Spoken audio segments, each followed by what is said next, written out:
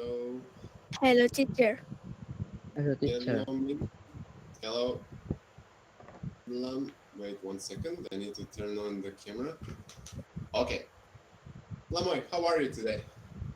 I'm well, thank you. And you? I'm good, thanks. Is it hot in your room? Yes. Yes. Mingloy, how are you? I'm fine, thank you. Okay. Did you wash the dishes today? Yes. Yes. Good girl. Okay, let's do this lesson. Let me see how many slides. 9. Okay. Uh, Unit 20. Lam, can you read this? Natural disasters. Okay, natural disasters. So let's see. Today we study lesson 2, and okay, and we have a review. So you can use your mouse, and Lam, you can do this one. 2 pictures on the left, and meanwhile 2 pictures on the right. You can match. Okay. What? Oi, Meanwhile. Okay. Okay. So, Lam, picture 1. What is that? Flood. Flood. Okay, flood. Uh, Meanwhile, picture 4. earthquake. Earthquake. Excellent. Lam, picture 2. Tornado. Tornado. And the last one. Meanwhile, Tsunami. tsunami. Okay, well done. Nice. I think we have 4 more pictures. Okay, you can use your mouse. Lam, you are on the right, and Mingwei, you are on the left.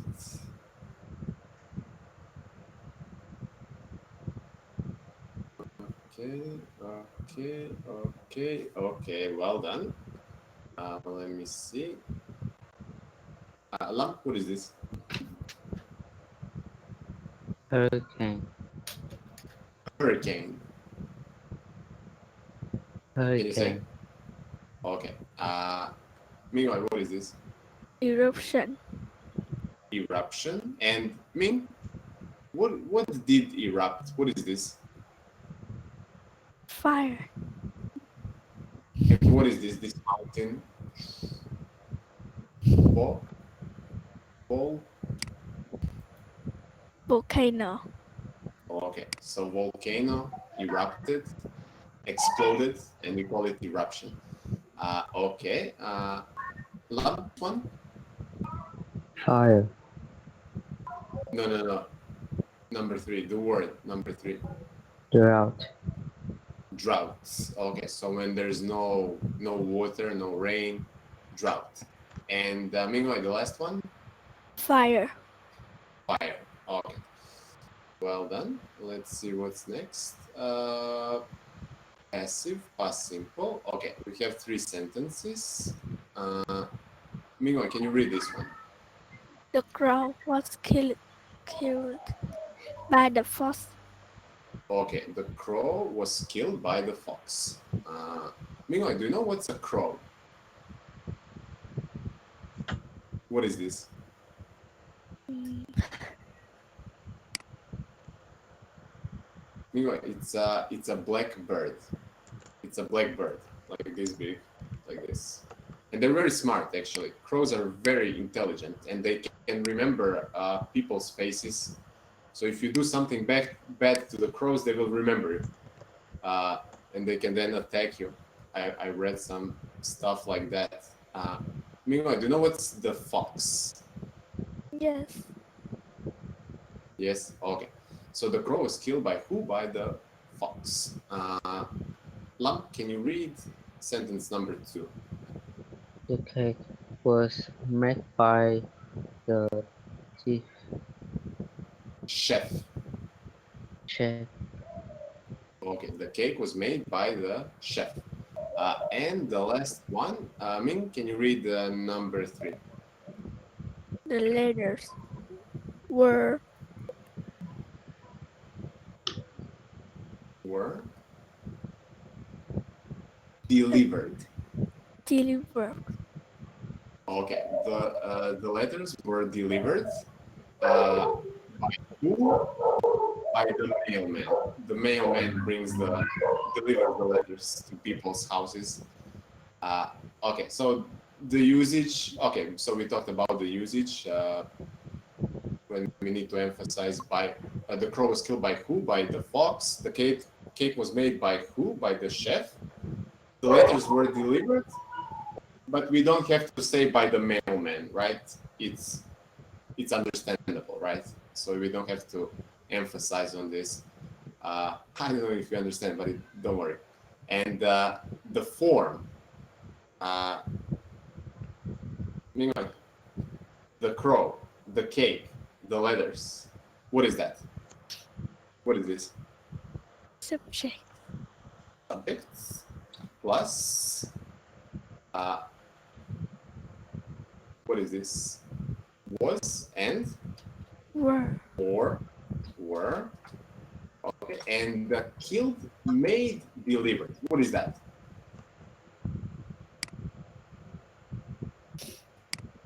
Lam, do you remember? Was killed, was made, were delivered. So killed, made, delivered. How do we call this? Past participle. So verb, past participle. And in the first two sentences, we have object as well. By the crow was killed by who? By the fox, by the chef or subject, okay, by the mailman. So this is the structure. But okay, you just need to remember was and past participle, and that's how you make passive. So let's see. We have some sentences here. Okay, number 1. Lam, can you read this one? The soup was made by the cook. Wait. Read this one. Read this one. The cook.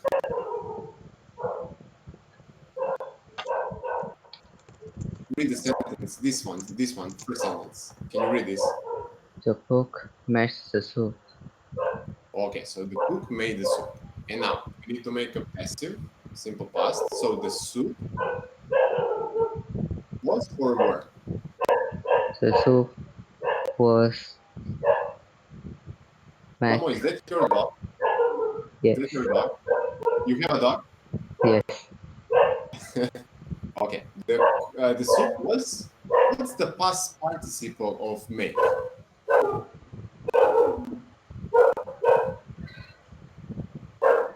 Made Made. Okay. The soup was made by. by the cook. Okay. So you can say both of these sentences are okay. You can say the cook made the soup, or the soup was made by the cook. Okay. Mingoi, can you read this one? The fisherman Caught. caught the fish. Okay. Catch, caught. The fisherman caught the fish. How would you make the passive sentence? The fish was Was caught caught by the fisherman. by the fisherman. Okay. So the fish was caught by the fisherman. And the last one, Lamoy, number 3. Can you read this sentence first? The doctor Examined examined the pen, patient. patient. Okay. So the doctor examined the patient, and what's the passive sentence? The patient was Was examined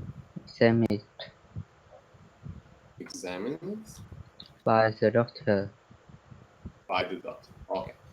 Uh, the patient is the person who is sick, right? If you're sick and you go to the doctors or hospital, you are the patient. Next one, let's see what's next. Okay, number 4. Miguel The house was was built built by the builder. by the builder. Okay. The house was, and past participle of build is built. Okay.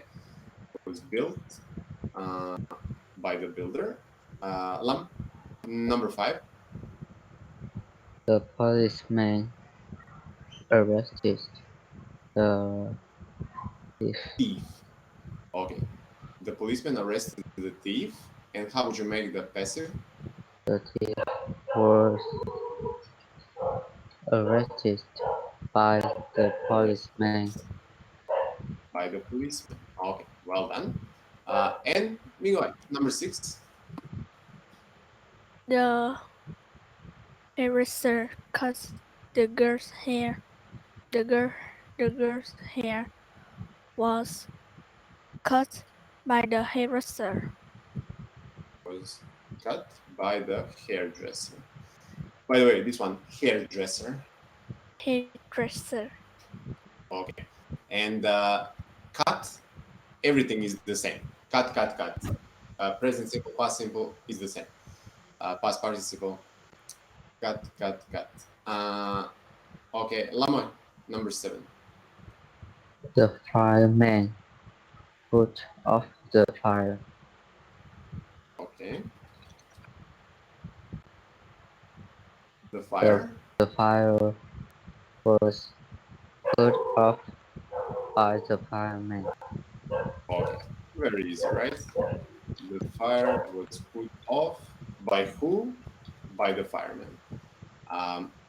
Maybe number 8. D The artist painted the picture.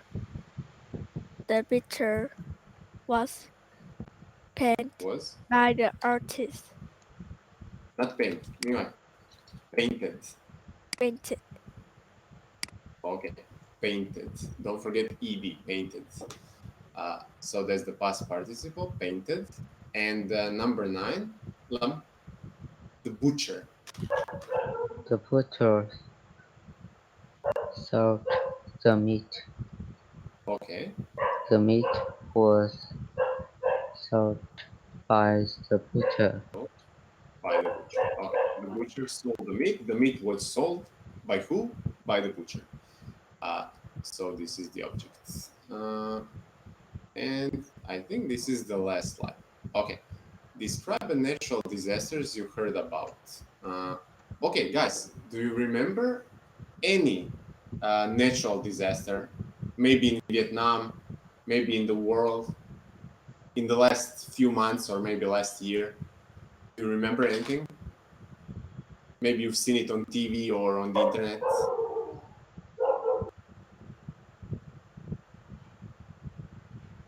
What happened? What happened in Australia like 6, 7 months ago? Do you remember?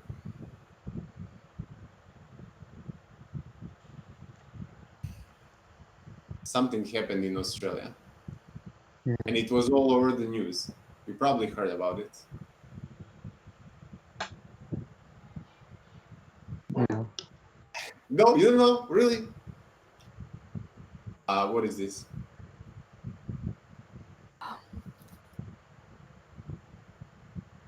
Can you read? forest fire. Okay, so there was a forest fire in Australia, and a lot of people, a lot of animals actually died. Uh, and before that, there was a forest fire in Brazil, in Amazon forest. Maybe you heard about that. Um, okay, do you know about? Can you tell me about any natural disaster if you heard about it? Anything In China in China? What happened? is um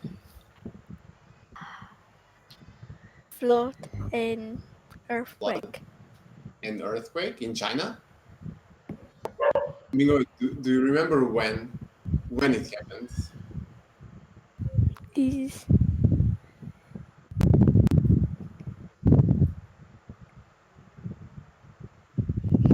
in 2020. 2020? Really? Yeah. I don't remember this one. I don't remember this one. But I know that in Japan, there was a tsunami in Japan a few years ago, right? Do you remember this? And it destroyed, I think, a few cities, like smaller cities, uh, and it destroyed like a nuclear power reactor, and they had some problems. Do you remember tsunami in Japan? Did you Yes. see the videos? There were videos about like the seas like destroying everything, and it's pretty scary. And the cars are floating, and houses and everything. It's you can find it on YouTube. So this is the maybe the worst one I remember in recent history. Okay, guys, we're finished. Well done, you did well, and that's it. Have a nice day. Okay, I'll see you next time. Bye bye. Goodbye, teacher. Goodbye, See you teacher. See you again. Bye again. bye. Bye, teacher. You are now unmuted. Hello Minh, hello Lâm. Hello, Hello, teacher. teacher. Rồi, okay, so now let's talk about natural disaster. Rồi, Minh has said it and it's your turn. Lâm, do you remember any natural disaster that you heard about?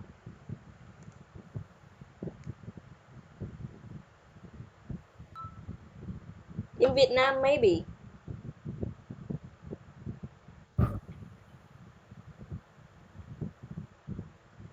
Lâm, Dịch. hả? Hay dịch hả? Natural disaster có phải là dịch không? Yeah. Natural disaster có nghĩa là gì Lâm? What does it mean?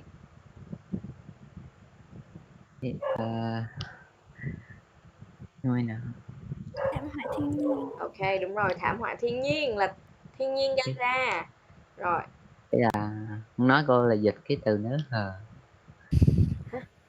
cái gì? Nói cô là dịch cái từ nớ hờ, chứ không phải nói từ nó là dịch. Rồi vậy thì con nói đi. Mình nói rồi. No, it's your turn. Lâm. You have to say it. You guys are now the highest level. Hai bạn đã đang là ở cái mức độ gọi là cao nhất của lớp Alo Kitty rồi. Flyers 2 So you have to Nổi đó. so you have to say it. Lâm, let's go. Đọc cái chiên. Con nói gì? Đọc cái chiên. Đọc cái chiên là Không. Đọc cái chiên. Đọc cái chiên. sao? Ý cô là sao cô không hiểu. Bây giờ cho nói tiếng Việt nè. Giờ kể một thảm họa thiên nhiên mà mình đã biết, mình được nghe à. Ở đâu cũng được hết. Yeah. You don't know? Rồi, được hả? Hả? Nói không cô không nghe chứ. Con nói gì cô không nghe luôn á, cô không nghe được luôn á. Giọng bị khàn hơn hồi nữa. Dạ là con không biết nói hay là con không muốn nói? Nói được trừ giọng. Nói đi rồi nói rõ ràng lên cô nghe nè. Rồi Minh có gì dịch phụ cô nè. Come on, tell one natural disaster.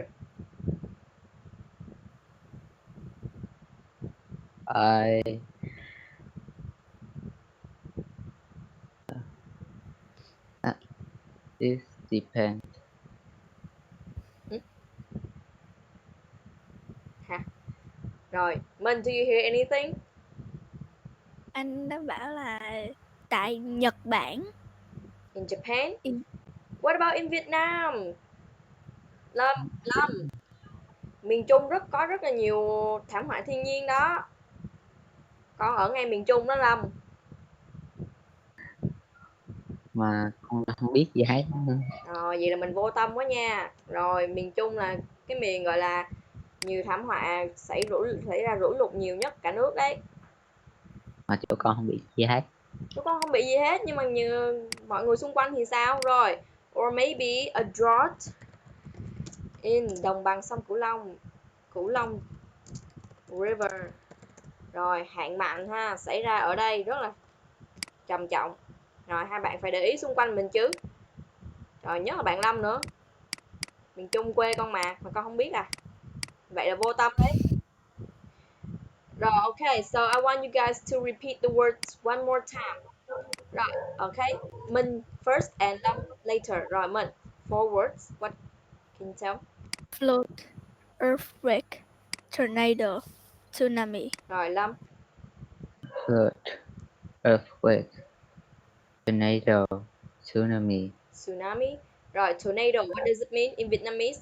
Lâm, Lũ quét, lũ quét. Rồi, hay là lốc xoáy đó. Rồi, next, Minh, Hurricane, eruption, drought, and fire, fire. Rồi, can you say this word again? drought. Drought. Dạ. Rồi, Lâm, your đọc turn. từ nó hay đọc hết. Hurricane, eruption, drought, fire. Cô có cảm giác là bạn Lâm ngày càng nhỏ đi đúng không? Càng nhỏ và càng trầm đi nữa. Rồi, drought, fire. Rồi, are you tired? Lâm, are you tired? No. No. Right. So, okay. So now we have to review about passive and past simple. Mà mình sẽ ôn tập câu bị động ở thì quá khứ. Rồi, so can anyone tell me about the form, the structure of the passive? Rồi, có bạn nào nhớ cái cấu trúc của câu bị động không? Lâm nha. Trong câu bị động gồm những gì? Có bị động là chủ ngữ, As, subject, subjective. Là gì nữa? động từ. Động từ như thế nào? Động từ ở động từ ở nguyên mã. No. Rồi, là Minh. Dùng ngữ cộng was were. Was were. Very good. Rồi, còn gì nữa? Rồi, past participle, quá khứ phân từ ha. Vì PP cô ghi tắt vậy đi, hoặc là động từ thêm ed. Rồi, hoặc là thêm cái này có hay không cũng được ha. By objective, có nghĩa là chủ người thực hiện cái hành động đó. Rồi, thế thì khi nào mình dùng câu bị động? When do we use passive? Minh có nói tiếng Việt nhé, in Vietnamese. Khi mà um, Khi mà gì? chắc là muốn nhắc lại. No. Rồi, Lâm.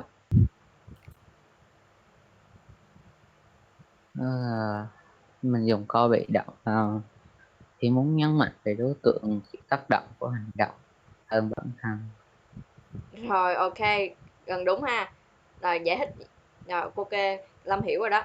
Rồi, so when we want to emphasize the action more than. Đó, ví dụ như câu này ha. The crowd was killed by the fox.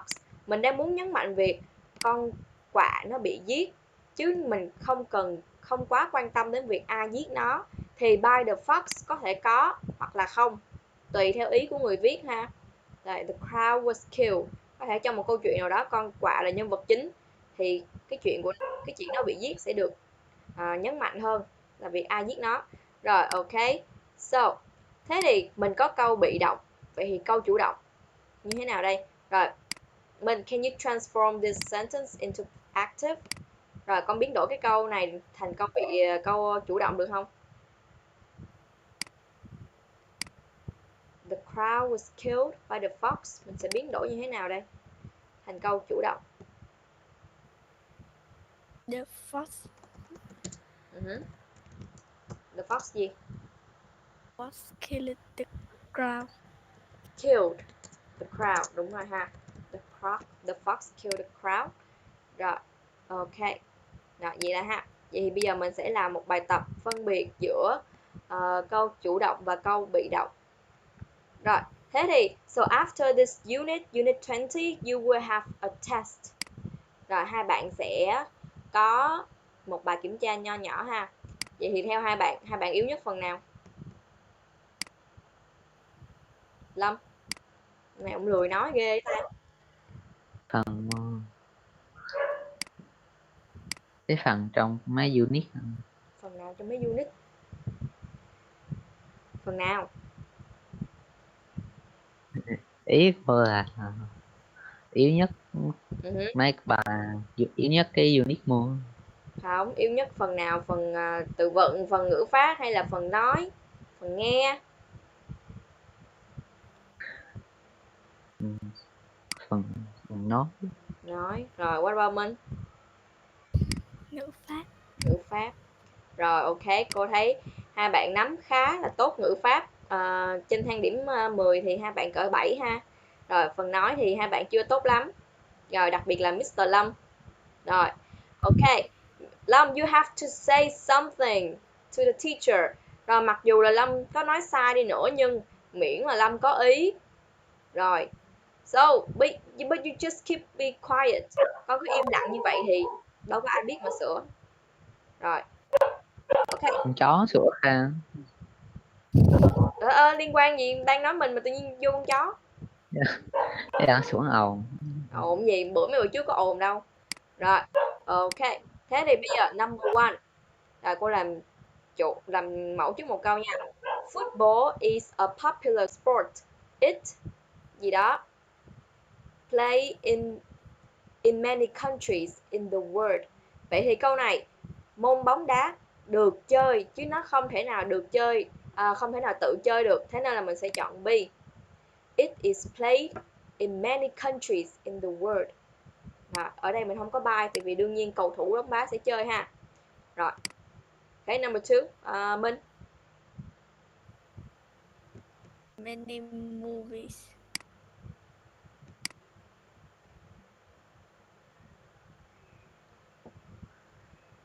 Many movies. are made in Hollywood every year. Are you sure? Sure. Sure. Rồi, ok, đúng rồi ha. A. Rồi. Hết. Hết hồn gì, mình phải chắc chắn với đáp án của mình chứ. Rồi, so bộ phim được làm ra mà đúng không? Bởi ai nào? Ai làm phim nào? Mình. Hollywood. Ôi trời ơi, director. Hollywood What? chỉ là một nơi thôi. Đạo diễn nha. Đúng không? Đạo diễn làm phim, Hollywood là một cái nơi thôi. Ok, number 3, Lâm. I often go to the library and borrow some books to read. Are you sure? Yes, Can you tell me why? Why you choose A? Why? because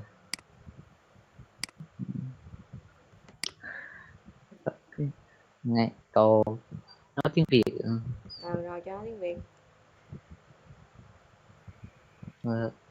câu B nữa là động từ không thể thêm ed. Là sao? Sao chữ an không thể có chữ a No, not với really, not really. Rồi, ok. Cái này là ở đây mình đã có chủ từ I. I là người thực hiện việc đi tới library, đi tới thư viện và đọc sách. Vậy thì mình đâu có phải làm bị động cái này chi. Tôi, đây nè, chữ I nó đã thực hiện cái việc đi tới thư viện và mượn sách rồi. Thế là A nhé. Đây là câu chủ động. Có người thực hiện nó gọi là câu chủ động. Rồi number 4, Minh.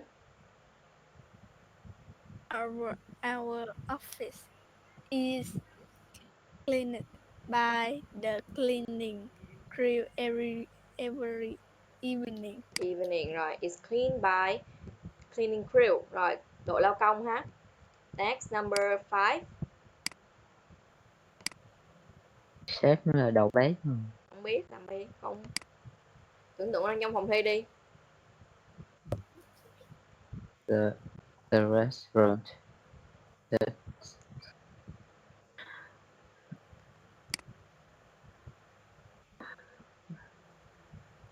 cooks really great food. Rồi. Ok, cooks really great food.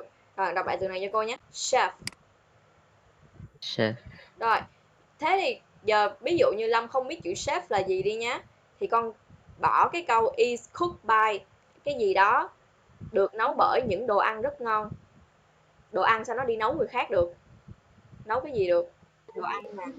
Rồi, mình dùng cái nghĩa ha. Rồi number 6, Minh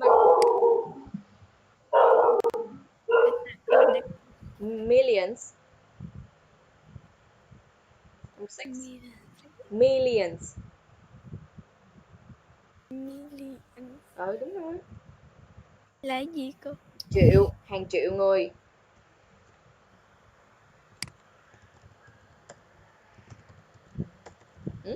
Là gì Minh? Billions of people Uh-huh.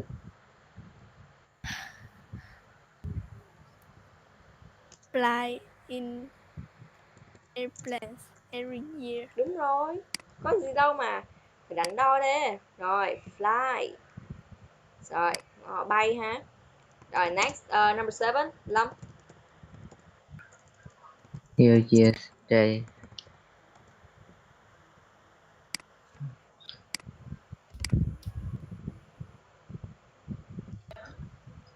New Year's Day. Celebrate A or B? on B. B, are you sure? Yes. Why are you sure? Can you tell me why? Cái chữ years có ấy. Thì sao? Còn câu A là có chữ A. Thì sao? Ừ. Không, con phải xem cái chủ từ của nó là cái gì, chứ không phải là con nhìn vào câu nó có chữ này, có chữ S, có chữ tờ, chữ gì đó mà con quyết định là nó là câu chủ động. Giờ nhìn nào, câu chủ động hay câu bị động đây? New Year's Day có nghĩa là gì? Năm mới. Đây là năm mới à? Không. Ngày Ngày đầu năm. Ngày đầu năm như thế nào đây? A or B?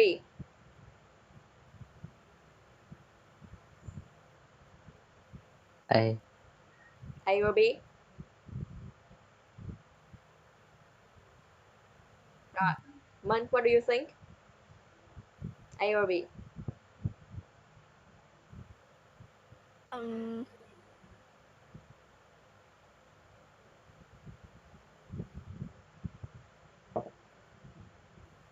Rồi, câu hỏi nha, ngày đầu năm nó là vật hay nó là người?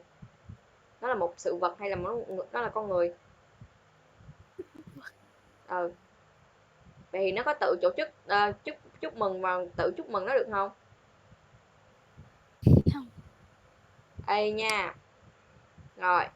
Ok, Lâm chưa nhìn kỹ cái chủ từ nè. So New Year's Day is celebrated on January the 1st in most countries in the world.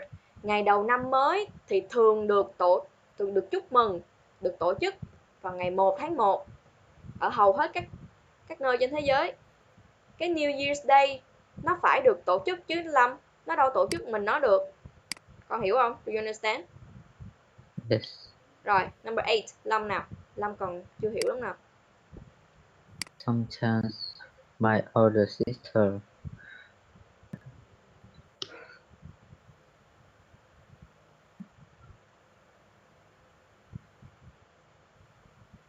Hurry up Lâm ơi.